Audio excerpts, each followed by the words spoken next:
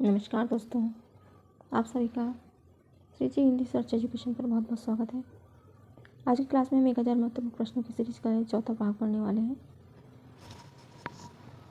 तो आइए क्लास की शुरुआत करते हैं आदिकाल के महत्वपूर्ण प्रश्नों से। आदिकाल के महत्वपूर्ण प्रश्न। प्रश्न 1, आदिकाल साहित्य का वर्ग विभाजन है। आदिकालीन साहित्य का वर्ग विभाजन है। ए, सिद्ध साहित्य, जैन साहित्य, नाथ साहित्य, रासो साहित्य, लौकिक साहित्य या उपरोक्त सभी। आदिकालीन साहित्य का वर्ग विभाजन है तो इसमें उपरोक्त सभी आ जाएगा, क्योंकि सिद्ध साहित्य, जैन साहित्य, नाथ साहित्य, रासो और लौकिक साहित्य ये सभी थे। आंसर हो जाएगा उपरोक्त सभी। प्रश्न अगला, उपरोक्त सभी। सिद्ध साहित्य का क्षेत्र कौन सा है? प्रश्न 2, सिद्ध साहित्य का क्षेत्र कौन सा है? पूर्वी क्षेत्र, उत्तरी क्षेत्र, पश्चिमी क्षेत्र या दक्षिणी क्षेत्र? सिद्ध साहित्य का क्षेत्र पूर्वी क्षेत्र कहलाता है। पूर्वी क्षेत्र। प्रश्न अगला, जैन साहित्य का क्षेत्र कौन सा था? जैन साहित्य का क्षेत्र पूर्वी क्षेत्र, पश्चिमी क्षेत्र, दक्षिणी क्षेत्र या उत्तरी क्षेत्र? जैन साहित्य का पश्चिमी क्षेत्र। अभी हमने क्या पढ़ा था? सिद्ध साहित्य का क्षेत्र पूर्वी और जैन साहित्य का पश्चिमी। प्रश्न 4, खुमार रासो में लगभग कितने छंद हैं? 2000, 3000, 4000 या 5000? खुमार रासो में लगभग 5000 छंद हैं। प्रश्न अगला, आदिकाल के अंतिम चरण के प्रसिद्ध कवि कौन है? आदिकाल के अंतिम चरण के प्रसिद्ध कवि कौन थे? ए, पुष्पदंत, स्वयंभू, अमीर खुसरो, अब्दुल रहमान। अंतिम चरण के प्रसिद्ध कवि अमीर खुसरो जी। अमीर खुसरो। खुमान रासो की प्रामाणिक प्रतियां कहाँ संग्रहित है? खुमान रासो की प्रामाणिक प्रति कहाँ संग्रहित की गई है? मथुरा संग्रहालय, ग्वालियर संग्रहालय, पुणे संग्रहालय या जयपुर संग्रहालय? इसका उत्तर होगा पुणे संग्रहालय।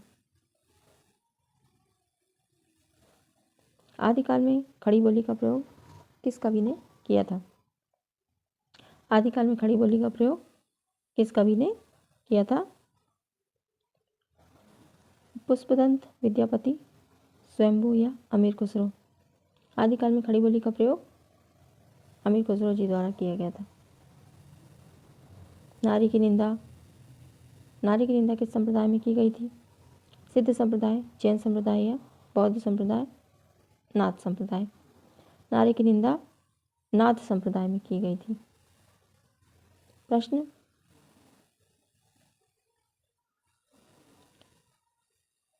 प्रश्न 8, आचार्य हजारी प्रसाद द्विवेदी रासो शब्द की उत्पत्ति किस शब्द से मानते हैं? रसिक, रसायन, रासक या राजसूय? आचार्य हजारी प्रसाद द्विवेदी रासो शब्द की उत्पत्ति रासक शब्द से मानते हैं। उत्तर होगा रासक। प्रश्न 9, परमार्थ प्रकाश के रचनाकार हैं? जो हिंदू, राम सिंह, अब्दुल रहमान या विद्यापति? परमार्थ रासो के रचनाकार जो हिंदू जी हैं। जो हिंदू की रचना है परमार्थ प्रकाश। अपभ्रंश एवं ब्रजभाषा के युग से कौन सी भाषा बनती है? अपभ्रंश एवं ब्रजभाषा के युग से कौन सी भाषा बनती है? डिंगल, पिंगल, अवट, देशज भाषा? डिंगल, पिंगल, अवट या देशज भाषा? तो अपभ्रंश और ब्रजभाषा के योग से पिंगल भाषा बनती है और अपभ्रंश और राजस्थानी भाषा के योग से टिंगल भाषा बनती है। इसका उत्तर होगा पिंगल।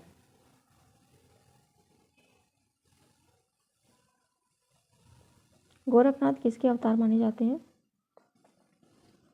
कृष्णा, राम, ब्रह्मा, शिव। गोरखनाथ किसके अवतार माने गए हैं? गोरखनाथ शिव के अवतार माने गए हैं। आदिकाल को बीज वपन काल किसने कहा था? आदिकाल को बीज वपन काल किसने कहा था? महावीर प्रसाद द्विवेदी, हजारी प्रसाद द्विवेदी, रामचंद्र शुक्ल या रामविलास शर्मा। आदिकाल को बीज वपन काल, आदिकाल को बीज वपन काल महावीर प्रसाद द्विवेदी जी द्वारा कहा गया था।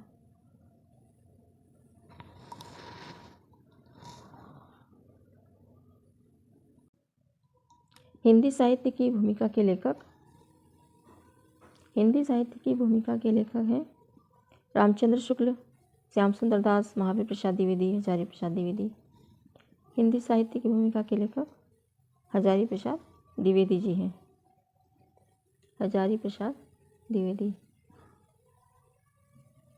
हजारी प्रसाद जी। प्रश्न अगला, रामचंद्र शुक्ल ने हिंदी साहित्य को कितने कालों में बांटा है? रामचंद्र शुक्ल ने हिंदी साहित्य को दो भाग, 3 भाग, 4 भाग या 5 भाग। रामचंद्र शुक्ल ने हिंदी साहित्य को 4 भागों में बांटा है। प्रश्न अगला, हिंदी साहित्य का इतिहास दर्शन ग्रंथ के लेखक हैं डॉक्टर नलिनी रतन शर्मा, नामवर सिंह, डॉक्टर नागेंद्र रामस्वरूप चतुर्वेदी। हिंदी साहित्य का इतिहास दर्शन के लेखक है डॉक्टर नलिनी रतन शर्मा। हिंदी साहित्य का इतिहास लेखन की परंपरा का शुभारंभ किया गया था। हिंदी साहित्य के इतिहास लेखन की परंपरा का शुभारंभ किया गया था गारसद तासी, सीसी सिंगर, जॉर्ज ग्रेशन या हजारी प्रसाद द्विवेदी। हिंदी साहित्य के इतिहास लेखन की परंपरा का शुभारंभ गारसद तासी द्वारा किया गया था। गारसद तासी द्वारा। इसका उत्तर होगा गारसद तासी। प्रश्न, हिंदी साहित्य का सर्वाधिक उल्लेखनीय इतिहास ग्रंथ किसने लिखा है? हिंदी साहित्य का सर्वाधिक उल्लेखनीय इतिहास ग्रंथ आचार्य रामचंद्र शुक्ल, रमाशंकर शुक्ल रसाल, जॉर्ज ग्रेसन, मिश्र बंधु।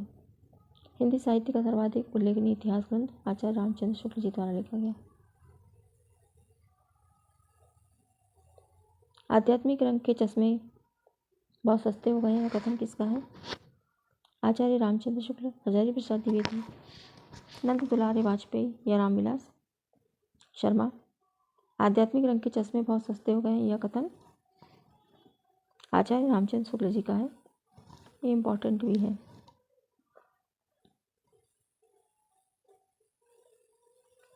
पांच पांडव चरित्र रास यह किसका है?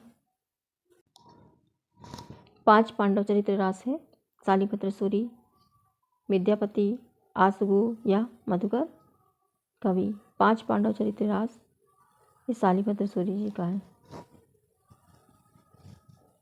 जैन साधुओं ने रास शब्द संस्कृत के किस शब्द से लिया है? रास शब्द संस्कृत के किस शब्द से लिया है? ए रस, भी ऋषि, सी रास, डी रसना। इसका उत्तर होगा रस।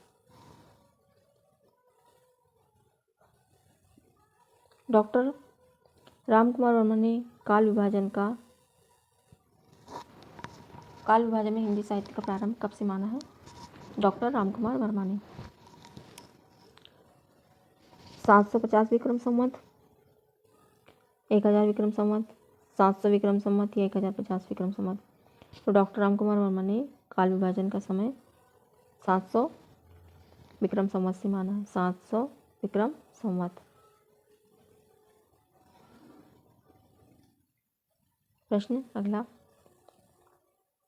आलवार भक्त किन्हें कहा जाता है? आलवार भक्त किन्हें कहा जाता है? शैव, वैष्णव, जैन या सिद्ध को। आलवार भक्त वैष्णव कहे जाते हैं। विद्यापति किस नरेश के दरबारी कवि थे? राजा जयसिंह, राजा जयसिंह, राजा हिम्मत सिंह, राजा शिव सिंह या राजा छत्रपति शिवाजी? राजा शिव सिंह के दरबारी कवि थे। भूषण छत्रपति शिवाजी के थे।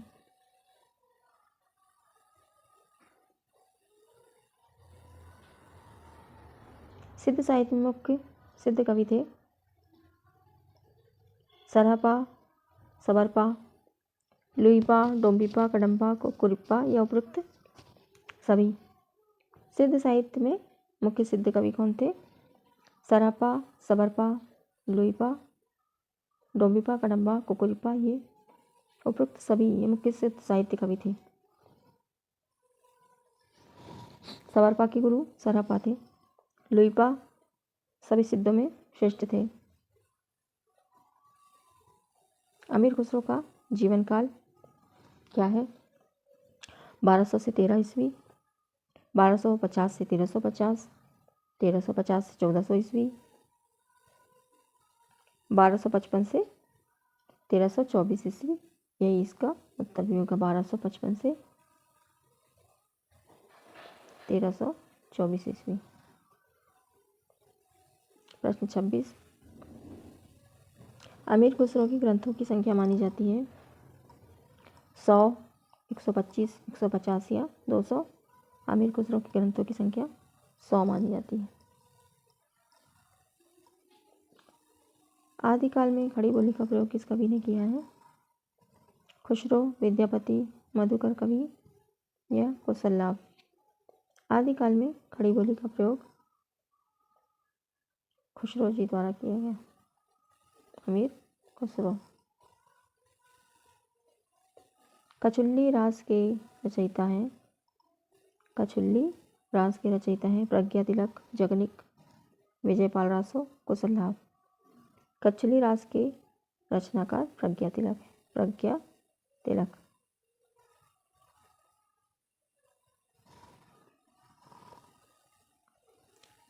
ये दोबारा से क्वेश्चन आ गया। नारी की निंदा किस संप्रदाय में की गई? तो नाथ संप्रदाय में। प्रश्न 30, जयचंद्र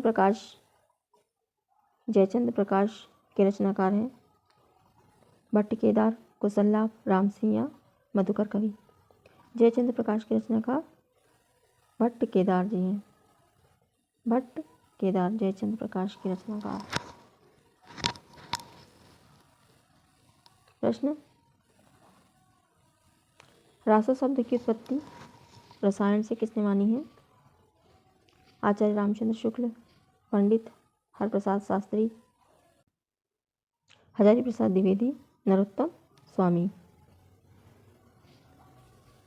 रासो शब्द की उत्पत्ति रसायन से किसने मानी है? तो आचार्य रामचंद्र शुक्ल। उत्तर होगा इसका आचार्य रामचंद्र शुक्ल।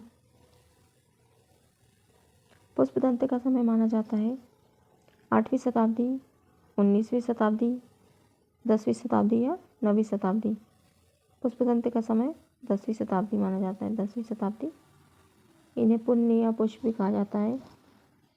अभिमान वीरू इन्होंने खुद को कहा था। 10वीं शताब्दी। अपभ्रंश एवं ब्रजभाषा के युग से कौन सी भाषा बनती है? पिंगल।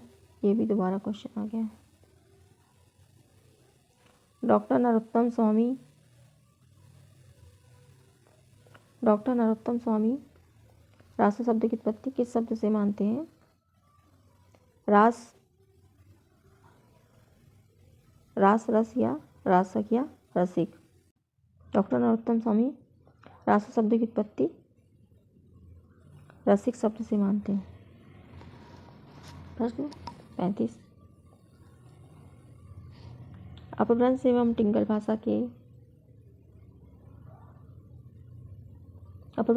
भाषा किसके योग से बनती है? डिंगल भाषा। राजस्थानी, ब्रजभाषा, गुजराती या मैथिली? अपभ्रंश और डिंगल भाषा ये राजस्थानी और अपभ्रंश के योग से बनती है। अपभ्रंश और ब्रजभाषा के योग से पिंगल बनती है। पिंगल। अपभ्रंश और राजस्थानी के योग से डिंगल भाषा बनती है। प्रश्न बस इतने 35 ही प्रश्न है। तो ठीक है दोस्तों, आज के लिए इतना ही। अगली क्लास में फिर इसके आगे के प्रश्नों को लेकर उपस्थित होंगे, मिक्स क्वेश्चन। तब तक के लिए नमस्कार। क्लास आपको पसंद आए तो एक लाइक ज़रूर करिएगा। धन्यवाद। अगली क्लास में फिर मिलते हैं। तब तक के लिए नमस्कार।